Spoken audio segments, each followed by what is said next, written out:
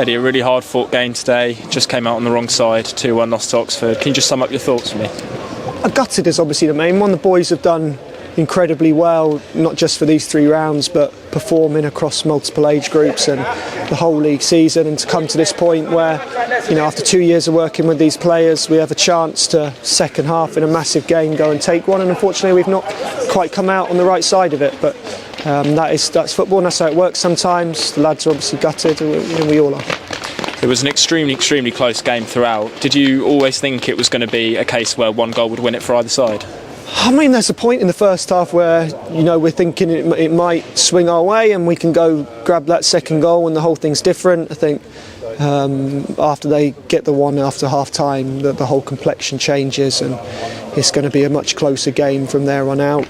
I think we had the quality on the pitch and I think we had the players and the athleticism to go do that, and unfortunately it's just been taken away from us in the last 15-20 minutes by some really good Oxford players, and a really well coached, organised team. Niall and Pablo have done an amazing job there.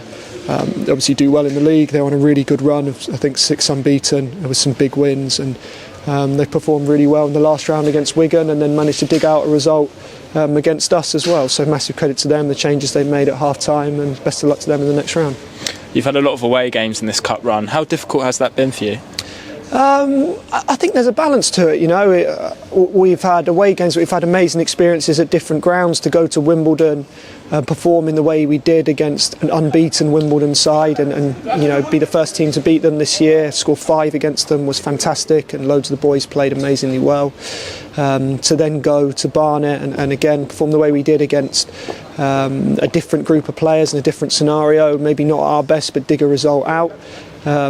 And then go to Halifax and, in what was a bog on a pitch with, something like Tony Pulis might have liked at the Britannia 10-15 years ago, to dig that out, to stay calm when there's a massive fight at the end of the game and no one do anything silly as well. So all 3 away from home in very different places, massive learning experiences for the boys. And we had another one here at the Kassam today that hasn't quite gone our way. But that process of development for the boys, I think, really proud of them and everything they've done, and now we as a staff need to pick them back up to be ready to start again Saturday morning, Monday, Tuesday, on we go, 2 big 21s games next week. And how do you pick players up after such a disappointing loss for them? I think it varies very much character by character and who we've got in the group. Some will bounce back and are very process orientated. For others, this is going to sting for a long time. The ones who are second years and will feel like they've had 2 cracks at this, and didn't quite get it right at Burgess Hill last year, and then maybe could have got it right today and maybe didn't. It's going to sting for a while for them. It's going to sting with me for a while. We would love to be celebrating like I can hear Oxford doing. It's really difficult to find that sometimes, that drive and that determination, but the ones who do and the ones who pick themselves back up the quickest are the ones who are probably going to have the best and longest career, because even the best players will lose lots and lots of games in their career, and lots of big games. You think Frank Lampard losing in the Champions League final, those moments, those heartbreaking moments, you've got to hope you get your chance in a few years' time to prove and learn and get over the finish line next time. Well, you say it could have gone either way, and for a while it looked like it would. There was a red card call and a penalty call in the second. Well, red card in the first half, penalty in the second half. What were your thoughts on that? Yeah, obviously that's not the reason we've lost. We give massive credit to Oxford. I said again, Niall and Pablo have really well coached team, really organised. But we're really disappointed at the same time that the 4th official's telling us he's not brought his communication system with them, the pair of them.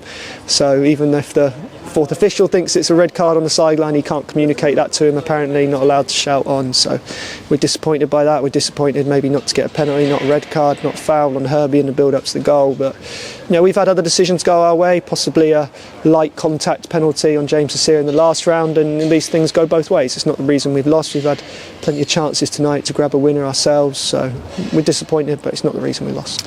While it hurts now, the journey's been a massive learning experience both for the players and you as a young coach. What are the biggest positives you can take out of this run? The performances from several of the boys all the way through the process. I think the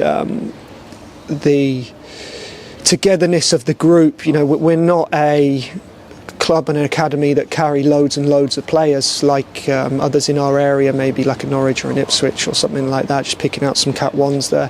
You know, the boys are always stretched and always playing loads of games across the 21s age group, in first team squads, in the 18s, the 16s that help us out, and the way that, you know, once every 5-6 weeks they come back together has been amazing, whether that's in training, whether that's Elliot giving us the time and time with the boys on the pitch and shifting about 21s games to help us out, what the club and Robbie have given us in terms of support and travel to games and all of those things, the way that the whole club comes together every 5-6 weeks for the big FA Youth Cup. I think that's a really beautiful thing and something that the country and all academies should cherish. You know, we're really proud to have been the last League Two club in the competition, and we'll be disappointed that in a month's time we won't be coming back together again, but the boys have got a really big time now, pushing up to second year's decisions. The first years have got a big time pushing up to try and get better, and the 16s have got a big time coming up to try and help us out again. So, you know, as football, things evolve. We'll be ready to go again next week with some big games. And just finally,